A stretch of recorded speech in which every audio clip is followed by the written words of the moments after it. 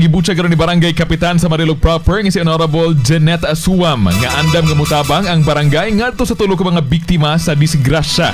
Dugang ni Kapitan Suam nga karong umaabot nga Miyerkules adunay ipaygayon nga meeting ang Barangay Council aron isgutan kon pila ang budget nga ilang itagana alang sa mga namatay. Ingon man ang dugang tabang nga madalit sa pamilyang nagbangutan.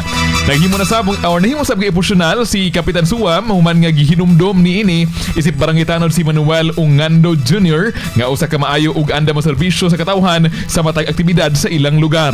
Ato maminawon ang pamahayag ni Barangay Kapitan Jeanette Suam. Pag may activity sa barangay mga luto, dili na to kailangan ako nga tawagan kay maano dito siya dayon, matabang dayon siya. Voluntaryo din na magmata siya sa iyo dito sa opisina. Matong medyo nasakitan ko pag siya ang pagkawala. Ang katong asawa niya, hindi na sila magbulag, ma'am.